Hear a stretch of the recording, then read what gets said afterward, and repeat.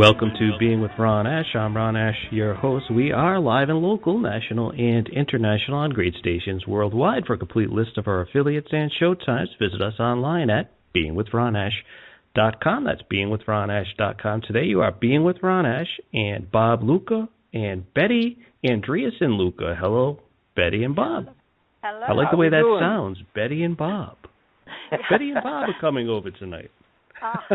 Hello to you listeners as well. Exactly.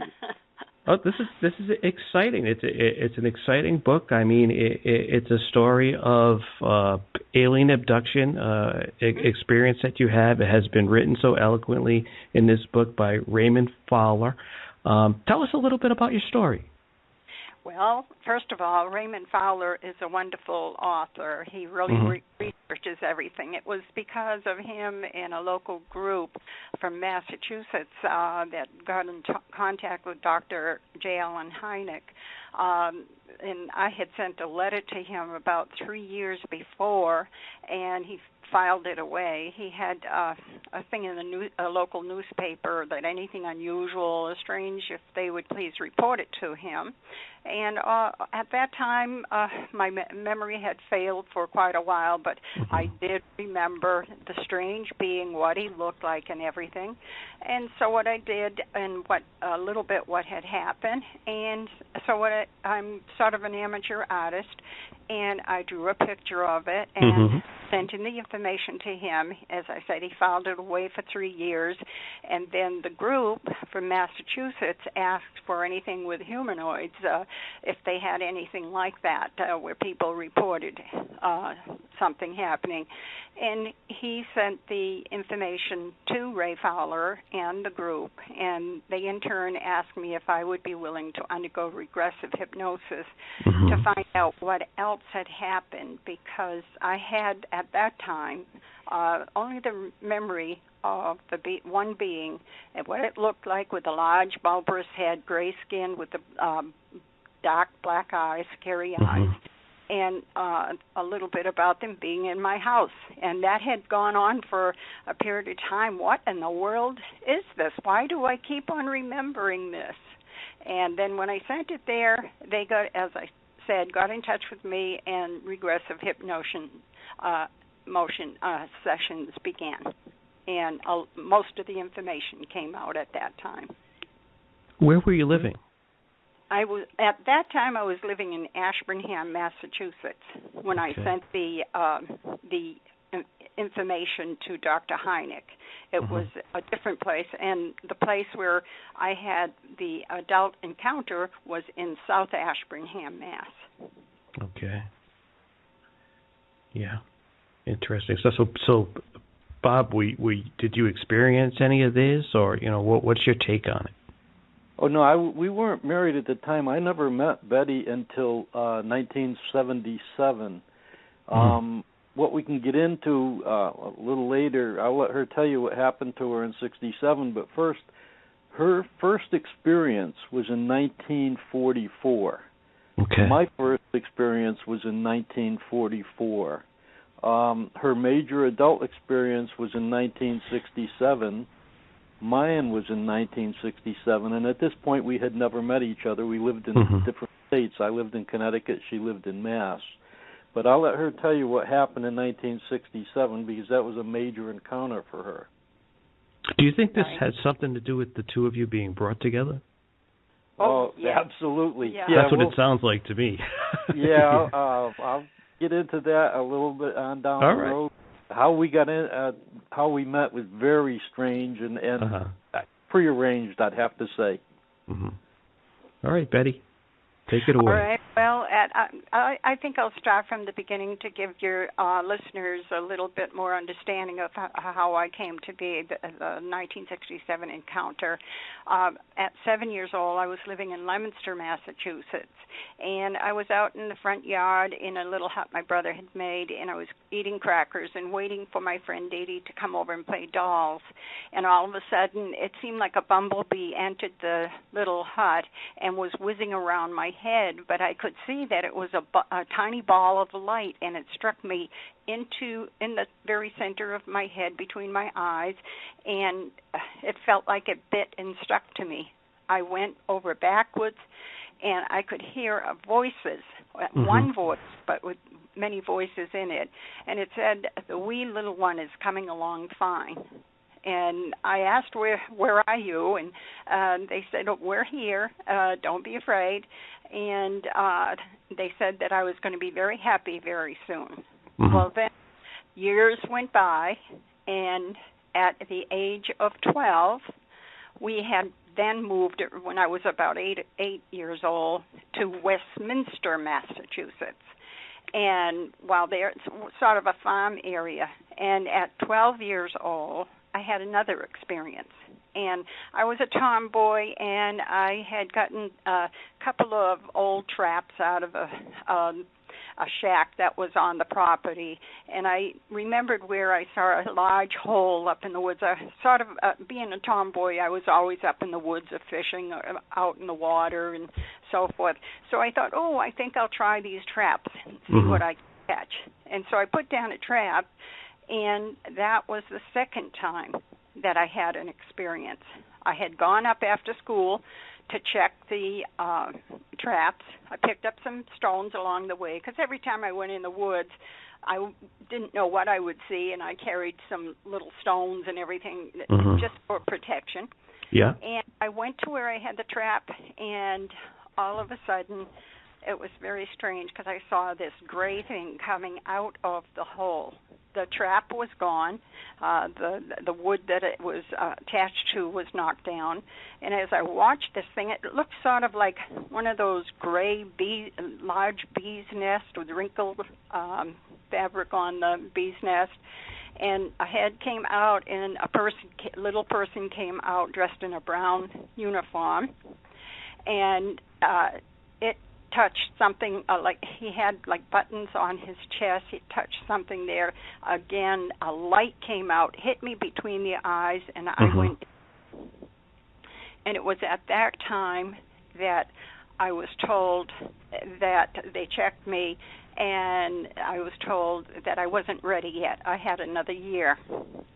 So after a period of time, or when I was 13 years old, I was picked up again. However, this time I was picked up by a moon craft and taken aboard, and it was at that time I was given an implant within my eye. They removed my eyeball and put implants within me, and I think they were something to track me as I grew.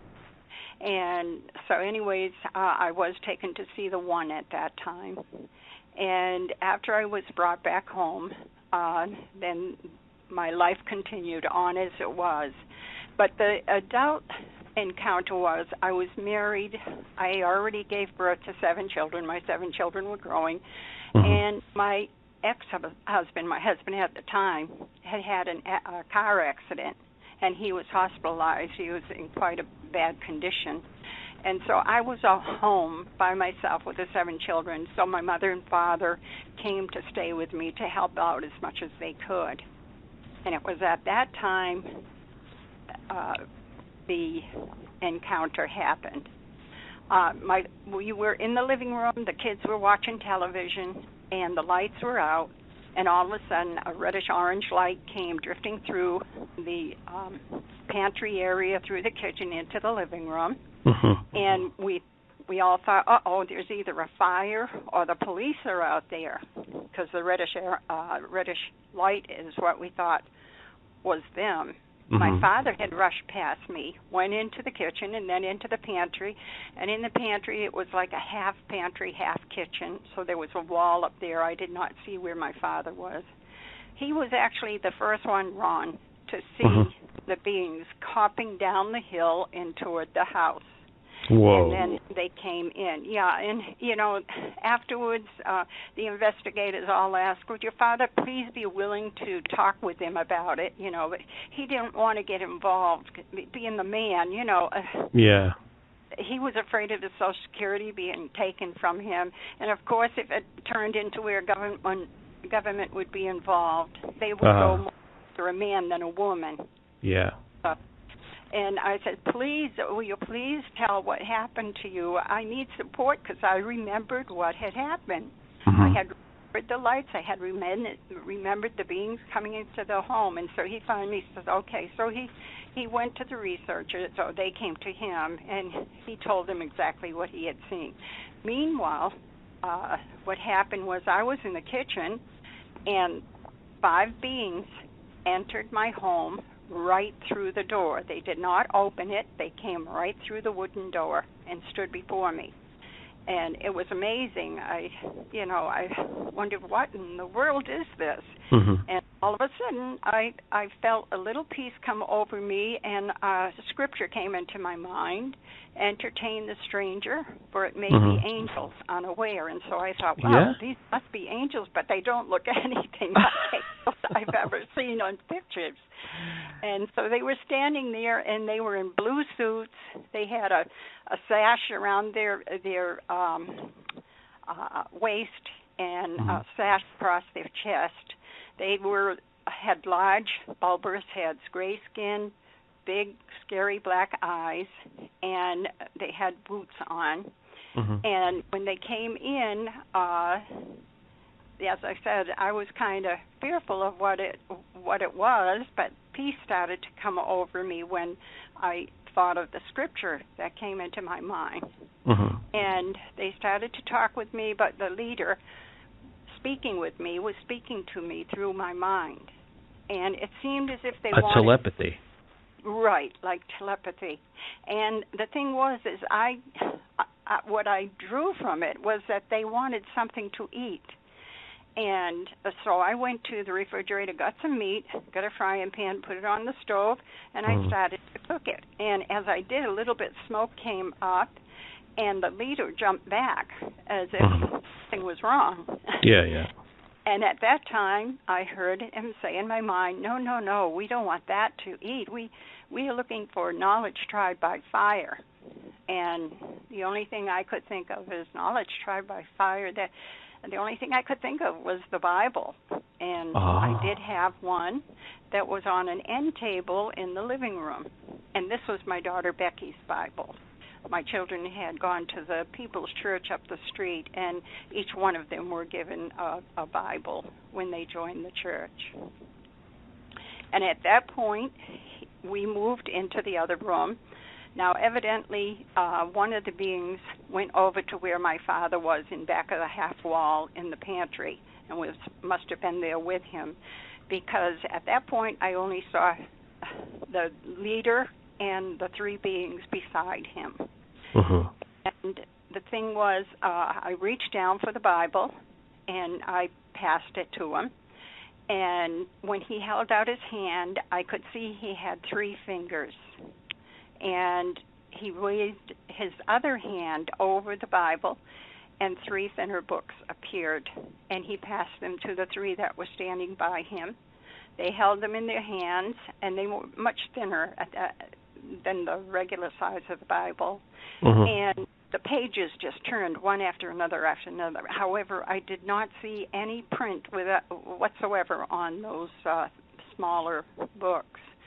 But there was like white light just flipping by. And it seemed as if they were consuming whatever it was with their eyes when they were looking at the thin books. At that point then, I saw my family, my mother and the children sitting on a couch, and he must have known that I was concerned because they weren't moving. And the leader, who said his name was Krasgar, allowed my daughter Becky to come out of that state, and she stood up and she couldn't move, but just standing there and watched. And when that exchange of books happened, he gave me a thin blue book, and he said it was like an initiation.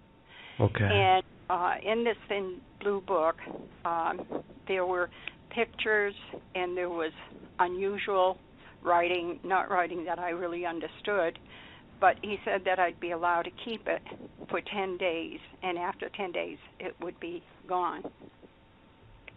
So that's how it all began. Do you want me to continue to go well, let me further? ask you a few things. Sure. You mentioned a mooncraft came and got you. Yes. What did that look like, that mooncraft? I find it interesting that you said mooncraft because, people use spacecraft, flying right. saucer. Well, I've never heard mooncraft. Well, actually, the 1967 was a regular metallic craft, but the mooncraft was different. I was only 13 years old at the time, and that I don't think is in the Andreasson Affair. It's in the Andreasson Affair Phase 2, that kind of information. But what happened was I got up early in the morning. I wanted to go up in the back of where the garden was to check the blackberries. And there was 2 hills that rolled up beside the barn, one and then the second one. And my father had built steps there. And I started up the stairs, but my attention was turned to the right by a bright light in the sky. And I knew it was the moon. And I thought, what is the moon doing out at this time of day, early in the morning? Yeah. And it just got brighter. It seemed like it was moving toward me. And I mean, the moon doesn't move like that, but it seemed like it was moving. And the next thing I knew, I was inside a lit room. And there were small beings that were standing there. You said and that was the moon. That was the moon craft I was talking about when I was 13. So years old. it looked like the moon. So, well, right. You said that you were brought to the one. Who could you tell us a little bit about who the one is? Well, this is going to be a difficult thing to do. The investigators tried to get that information from me as well. Ron, I have had another UFO experience, and I think now I know definitely who the one is. Okay. And this, Bob and I have written another book, a 6th book together, and that information will be in there. So it's kind of hard to give that information out until others have also seen it. The one, it was bright light most all the time. I was fearful because it was so beautiful and bright each time. I think I've been before the one at least 4 or 5 times. And it's always been bright light. I have never seen the face or image of the one except for bright white light and hearing his voice. So that is where the mooncraft came into. But it was really the 1967 encounter that I was taken out of my home and brought before the metallic craft that was set in the back of the yard. What's so strange is, too, it was just recently that I learned, I remembered some of the things that the beings had told me about the craft and what it looked like and what they used, and mercury was one of the things. Well, just in this past Thanksgiving, my daughter was over visiting the day before she was going up to her sister's for Thanksgiving. And she happened to mention to me that her and her brother was wondering where the outside entrance was to the basement of that house in South Ashburnham. So I told her, and I told her also how we had changed a lot of the interior because we put it up for sale later years. But anyway, she came out and she said that how she used to play over by the cement foundation. Evidently there had been a barn or something with the property there. It had been torn down and half of it had been made into a wooden garage on the left-hand side, but the other right-hand side was all open, and the kids would always play there, and the neighborhood kids would come over. Well, I learned from my daughter that they found mercury there on the foundation, the cement foundation, some mercury. And she was playing with it back and forth in her hand, shifting it back and forth. I said, what? Mercury? Are you serious? And I said, that's poison. And she says, yeah, we were all playing with it. so to make sure, when she was going up to her sister's house, her brother was going to be there, and her father was there, and her sister. And she happened to mention at the table about the mercury, and did they remember playing with the mercury? And they all said, the children all said, yes, we did. So they never told me when they were younger, because of course they didn't know it was poison. Yeah. You know. And then, Ron, another strange thing is where the craft had landed in back of the house on the slight hill, grass and seed would not grow there anymore. We thought at first it might be kids passing through to go to school or whatever, but no, it was too large of an area. Mm-hmm. And so evidently either that craft had leaked or discharged some of the mercury, and maybe it wasn't as dangerous after that. I don't know. Mm-hmm. But to me, I was shocked just recently because of my daughter's statement about it. And that was the metallic craft. That was a metallic craft. Now, were yes. there different beings associated with that craft? No. The one that I went into when I was 13 years old, they were small beings, and they had white garments on, like suits on. And mm-hmm. there were some others that I had seen while I was there as well, some of the regular 5-foot ones, yeah. I never hear stories of alien encounters in which the beings were wearing clothing. Right? Really? Oh, yeah. my. Yeah. I think it's I've fascinating. never heard of them being naked, for that matter. Well, maybe I haven't heard enough stories. Probably because they didn't seem to be naked each time I saw them. I think I'd be more relaxed if they were clothed, if I ever have an experience. Oh, gosh. So this is 1967. Mm-hmm. So, there were people present throughout your experiences. You had family members there. They were actually in some kind of a state when they came to your house back in the beginning mm-hmm. of the story. When the second craft came, the metallic craft came, I mean, there were witnesses to the mercury afterwards in the children. But did anybody else witness or have memory of the experiences that you're so eloquently sharing with us tonight? No, well, Becky did, because she was taken out of suspended animation for briefly, and she's had encounters as well. She's had experiences. And Bob, you said you also had your experience in 1967, correct? Well, the adult one, yeah. My actual trip to meet Betty started in 1944. Okay. My dad was overseas. Of course, it was during World War II. My mom and I were living at my grandmother's house. My uncles had built me a swing set out in back of the house. And I was, as a little kid, swinging along, and I remembered a very odd light in the sky. Even as a child, I remember this because it was unusual. Mm-hmm. And I finally ended up, after I met Betty, undergoing hypnosis with MUFON. And this light came closer and closer. It stopped above and to the left of my swing set.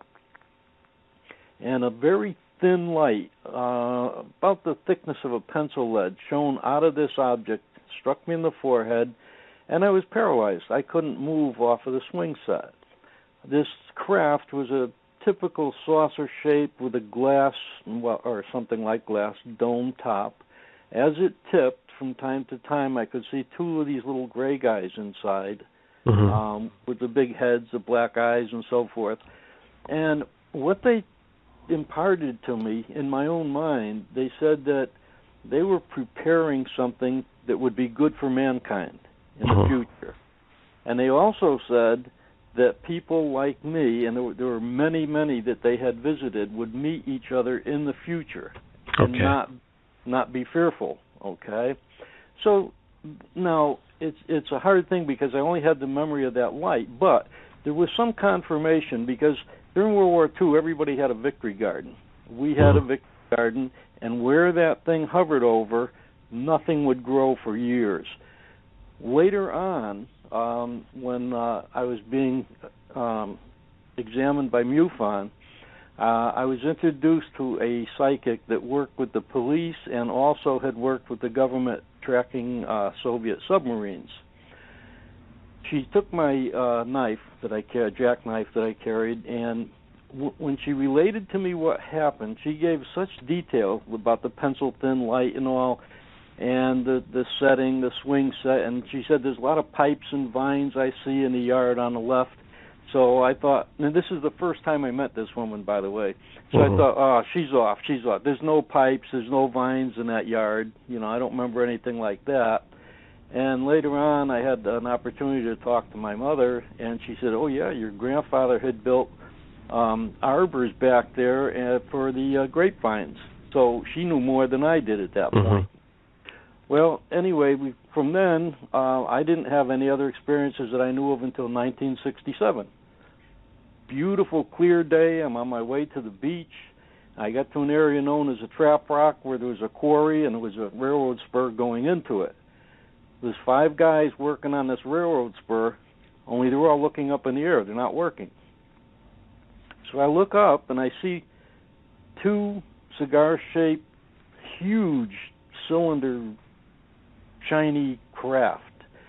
Now, it's hard to describe, but if you can imagine highly polished chrome reflecting in the sunlight, that's what they look like. They're extremely bright. Now, I'd always been interested in technical things, airplanes, cars, so forth, so obviously these were not airplanes. They had no wings, they had no tail section, they had made no noise, no exhaust, no contrail. So I pulled my car over to watch, and one of them from the direction from where I was heading toward New Haven, Connecticut. Well, both of the large objects were. But 2 smaller objects dropped out of them, saucer-shaped objects. One went toward New Haven, and the other one went in the opposite direction. So I watched till they were all out of sight, thinking, wow, this is really something unusual. Started on my way to the beach again. I got down the road a few miles, and one of the saucer-shaped ones was coming back. And it stopped. It came down, floated like a leaf, back and forth, stopped several feet off the ground. Now, all this is conscious memory. I'm looking at this thing, and all of a sudden there was a brilliant flash of very intense red light, almost like a ruby ray laser would be the only thing I could compare it to. And somehow I was inside this craft. And behind me was one of these little gray guys, and he also, like Betty's, had clothes on, but it was a skin-tight uniform that was red, and they had a lightning bolt insignia on the left side of the chest. Then I was asked or told to remove my clothing, which I did, pretty much out of fear. At this time, I'm not going to kid you, I was scared crapless. I mean, oh yeah, I can imagine. Simple as that. They put me on a table that was probably plexiglass or something similar. They examined me from head to foot. They took scrapings of my skin, scrapings of my nails. They moved my ankles around my head. At this time, this table was highly unusual. There were no straps, no restraints, and yet it was almost like somebody just super glued me to it. I couldn't move anything except my head and my eyes a little bit. They gave me an exam. They took sperm also. I was scanned with something like an X-ray machine, but this thing actually emitted a pinkish white light that was almost like, if you can imagine, a sparkler. It seemed like the light actually jumped out of this thing. And it scanned my body several times. That concluded their examination of me. I was put back into my vehicle, went on my way to the beach, and when I got to the beach, which should have been about a 30-minute ride from where I was, I lost almost 2.5 to 3 hours. And for years, I never knew what had happened to that time. And seeing the craft and all, I only told my parents and my best friend, because in 1967 you talk like that, and you know. People think you're insane. Something's wrong with you. Yeah, I didn't want to end up with a psychiatrist's office. But anyway, that started my journey to meet Betty. Now, we'll move up 10 years to 1977. Okay. I was single. I had a really good job. I was a service manager for a new car dealership. Mm-hmm. I had a great salary. I had a new car, a demo every 3 months, an expense account for my gas and whatnot. And I was always a hard worker. Well, a friend of mine, Eddie, mentioned that he would like to take a trip and maybe look for employment in other parts of the country because we were living in Connecticut. Mm-hmm. So I said, sure, why not? So I went to my boss. I had a travel trailer, and I went into my boss on Friday, and I told him, I said, I'd like a month off. Well, that didn't go over too big. No, in the car industry, that's unheard of. Yeah. If you get a day off in the road. He says, no. He says, I can't do that. Well, I went home, and I thought about it over the weekend, mm-hmm. and I went back in Monday, and I said, Bob, his name was Bob also. I said, Bob, there's three things we can do here. I said, you can let me go, I can quit, or you can fire me, but I'm going. Mm-hmm. Now, I don't know why. I didn't know why at that time I did that because that's just not me. I was always a hard worker, and I was at work every day. So I put my job at risk to take this trip. Well, it's probably a knowing, some type of knowing. You knew you had to do it. Right.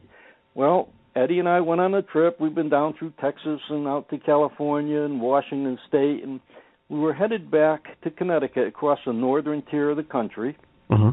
We stopped at a rest area, and we decided on the spur of the moment we're going to Florida. Now, this is several thousand miles out of our way to go back to Connecticut. So, okay, no argument at all. We just both decided to go. We get to Florida, and we stopped at my Eddie's sister-in-law had a place in Florida, in Pompano. We pulled our camp trailer and everything onto her property.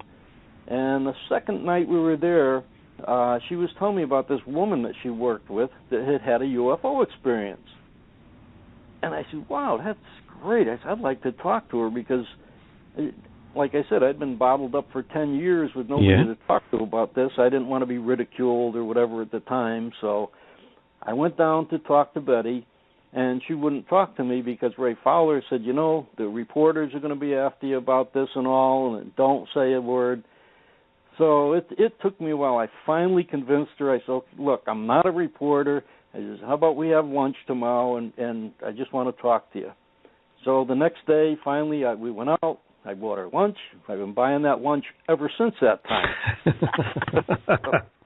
Now, had I known then, and this is what we get into later, once I got involved with her, how my life would change and how much harassment we would receive from the government and other things. I don't know. Maybe I wouldn't have bought that lunch at the time. I would have had to think about it.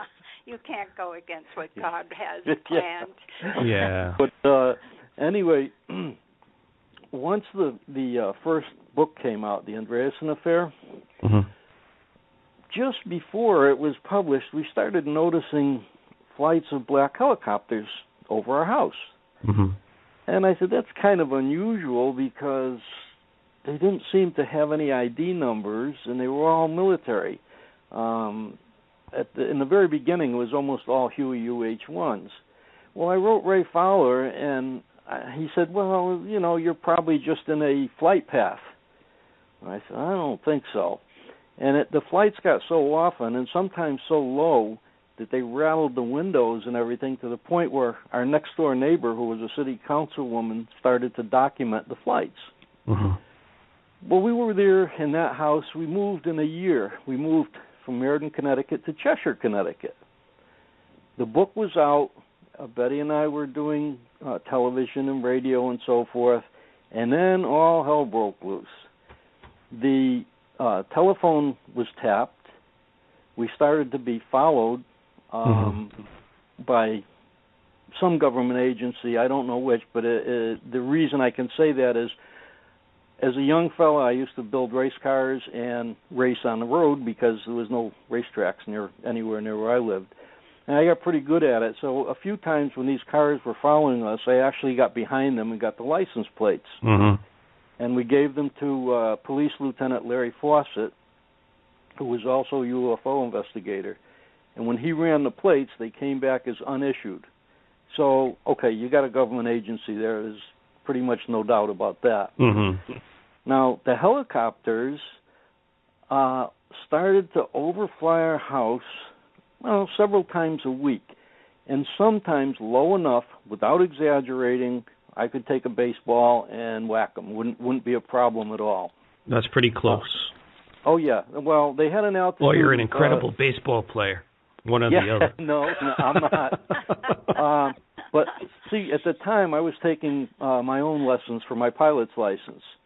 So I knew the rules and regulations. And the thing was, a helicopter, they can fly low, but they have to maintain 500 feet laterally between buildings, and that's federal aviation regulations. Yeah. These things went right over the roof of our house at 75 to 100 feet at the lowest altitudes.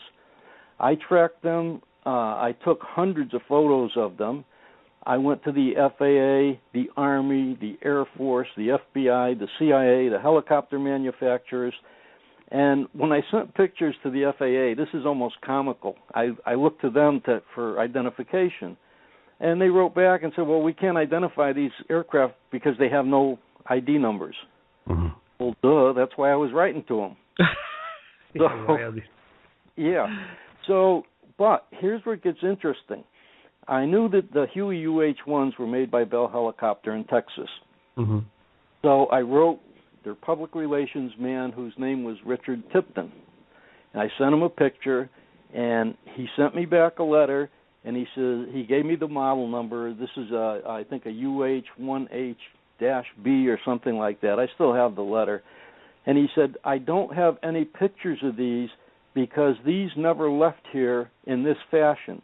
He said these were modified by the Air Force for psychological warfare in Vietnam. So why do we have helicopters like that tracking Betty and I? Mm-hmm. Now, it wasn't just at our house. When we vacationed in Florida, our niece and nephew who lived there said they knew when we were coming because they'd see the helicopters before we got there. When we vacationed in New Hampshire, it was the same thing. It was a method for them of intimidation to try to get us not to talk. Uh-huh. When we were on Route 2, very rural route in Massachusetts, we're driving along, and they came up right from a field next to us and passed over our car at an altitude of about 30 feet. I mean, that's intimidating. Mm-hmm. Now, for a little more confirmation here, Betty and I were doing a lecture in Phoenix, Arizona. During a break, this fellow approached me, and to me, he was obviously military. I mean, he had close-cropped, short hair. The buttons on his shirt were lined up exactly with the center of his belt. His pants were crisp crease in them, highly polished black shoes. And he told me, he says, we're only sending the helicopters so we don't have to hurt you. That was his exact words. So it didn't faze us much because Betty's got a lot of faith in God, and I do too. Mm-hmm. But also, I have a sense of humor. So a friend that I worked with had gotten out of the military, and he says, Bob, I can build you an exact replica of a surface-to-air missile. So I said, great. Well, he built it, and I took it home when it was done. And sure enough, about a day, 2 days later, we hear the familiar whop, whop, whop of the Huey rotor blades. Well, the man with the chopper was approaching the house from the north. So we took the missile and we set it up on the south side of the house. Now, I had flown over our house myself, and I knew exactly what he could see from where he was. He could not see this thing until he almost cleared our roof. So as the thing was approaching, we were watching this black Huey helicopter. When he cleared the roof, we were looking at the side of the helicopter. All of a sudden, we were looking at the bottom of it. he whipped that thing around in such a sharp right-hand turn. It was an evasive maneuver. He obviously looking in the yard. So, we got a chuckle out of it. I told my wife, I said, I bet you this guy is going back where he came from, get himself a shower and a change of clothes about now. No doubt. You're putting fuel on the fire there. Well, one thing I want to say that I have no ill will for any of these guys that are flying the helicopters. They're doing what they're ordered to. That's right. So, but we had a little fun with them on more than one occasion. Now we get to another thing.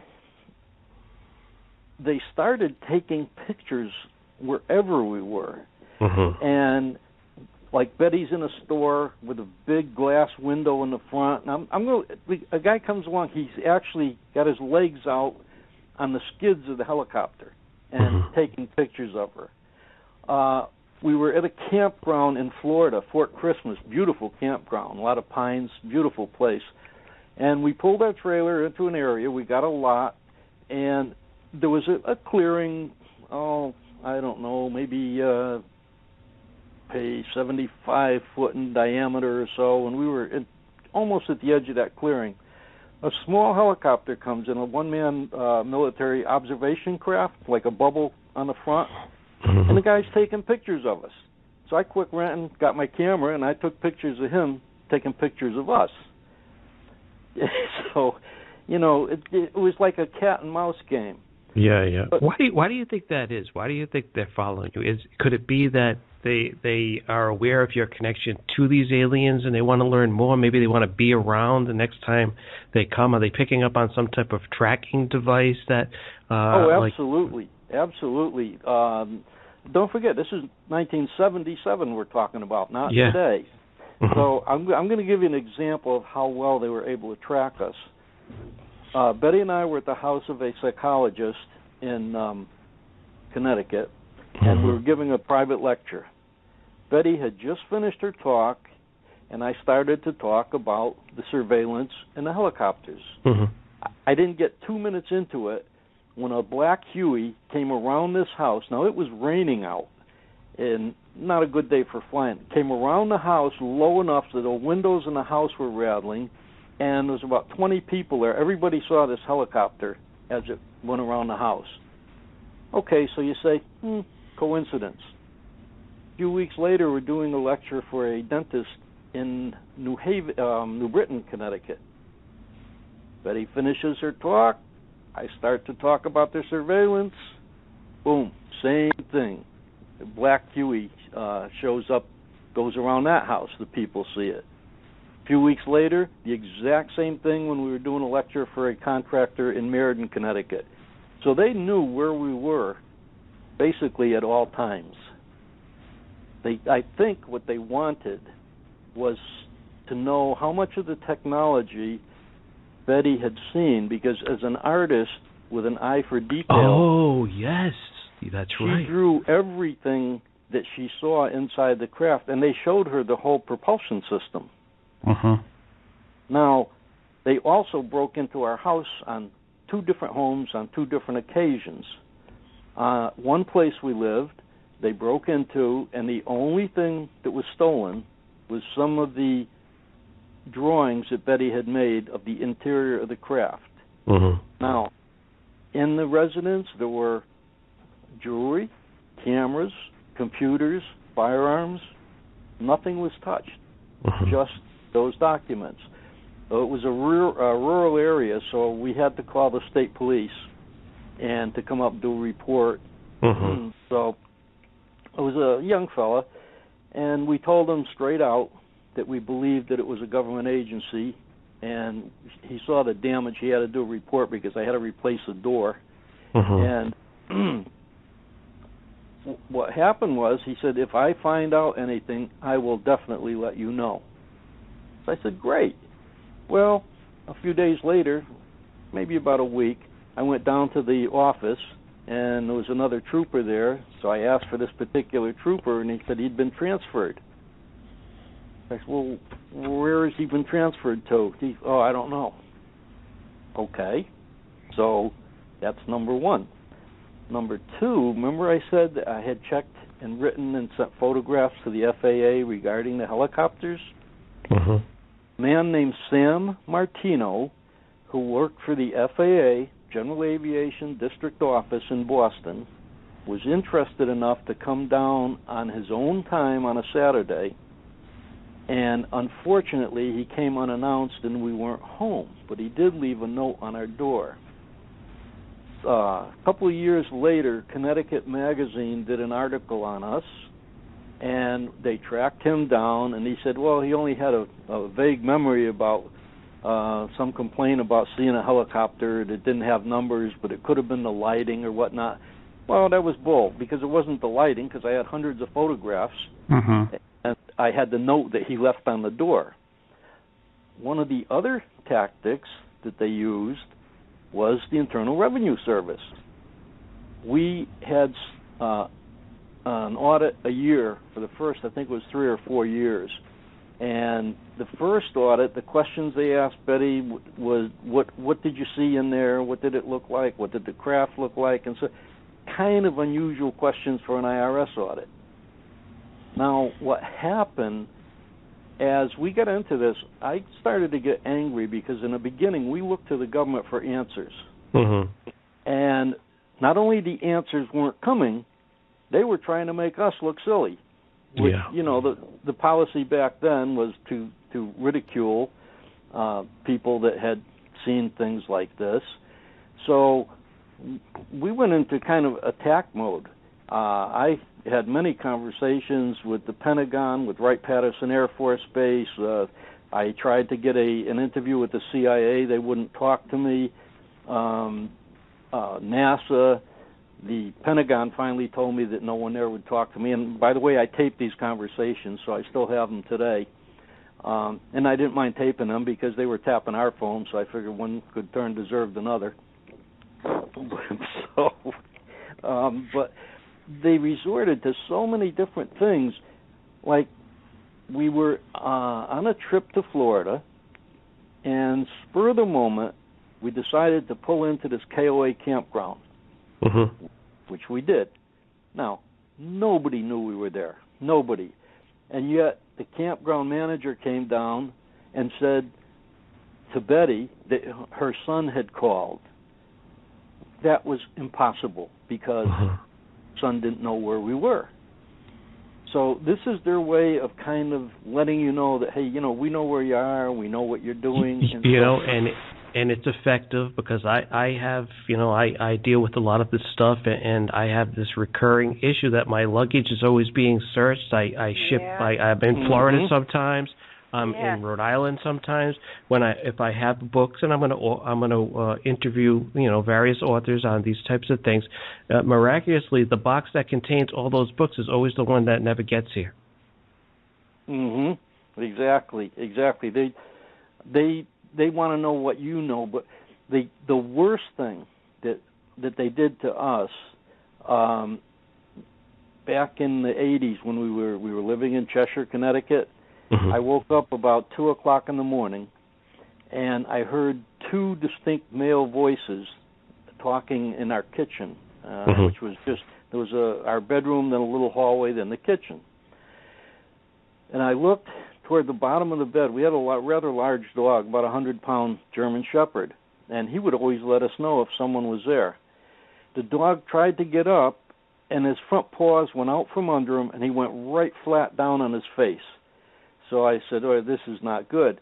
I reached in my nightstand to get I had a .38 in there, and I was going to confront these guys. Well, the next thing I knew, it was morning, and I had a really bad headache, and Betty said she did too. Well, we didn't think too much of it, but we went to work that day to our respective jobs. We came home. And she said that her left arm has been hurting her all day. She's right-handed. And I said, wow, that's funny because my right arm has been hurting me all day. I'm left-handed. So we took off our shirts, and on the left arm, in the area where you normally would get a vaccination, there was approximately 1.25 inch diameter black and blue mark with a puncture mark right in the very center of it. Mm-hmm. I had the exact same thing on my right arm. So go ahead. I'm sorry. So we're getting down to the end of the program. The Andreasson Affair, true story of a close encounter of the fourth kind. What do you really want your readers to get out of this book? I mean, it's packed with all kinds of dialogue from your experiences. There are photos in here as well of the aliens and the people involved. What do you really want to? I'm hoping that people that are having experiences, that they will read them and realize we have lived through this. They will also. Things are happening for a reason. It's all in God's hands. Yeah, and they shouldn't be afraid to come forward and tell it. That will release it from them, so they won't feel that heaviness of having to bear something that was unusual and they can't say about it. You know, it will. I think that will help. I was told in the 1967 I was chosen to show the world something, and that's what I thought at first it was, for me to explain what happened to me. But I think it's more than that, and hopefully this book that Bob and I are doing together will maybe help in some way. I'm feeling that they're here to help mankind move forward into our next dimension, our next chapter. Yes, very much so, yes. All right, well, Betty and Bob, Luca, thank you for joining us today. The book is The Andreasson Affair, and you can learn about Betty, Bob, and the book, and all of our guests, past, present, and future, at beingwithronash.com. That's beingwithronash.com. That's all the time we have for today. Thank you for joining us, and we'll see you all on the radio real soon. Be peace, everyone, because peace becomes you.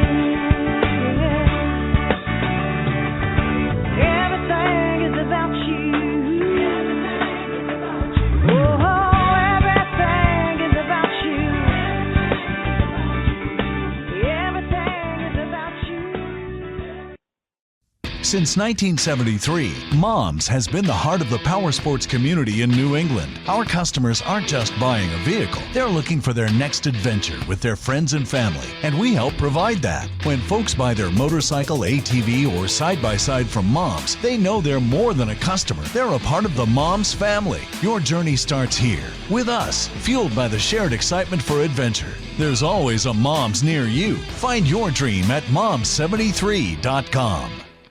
Lucky Land Casino, asking people, what's the weirdest place you've gotten lucky? Lucky? In line at the deli, I guess? Aha, in my dentist's office. More than once, actually. Do I have to say? Yes, you do. In the car before my kids' PTA meeting. Really? Yes. Excuse me, what's the weirdest place you've gotten lucky? I never win and tell. Well, there you have it. You can get lucky anywhere, playing at LuckyLandSlots.com. Play for free right now. Are you feeling lucky? No purchase necessary. Void where prohibited by law. 18+. Terms and conditions apply. See website for details.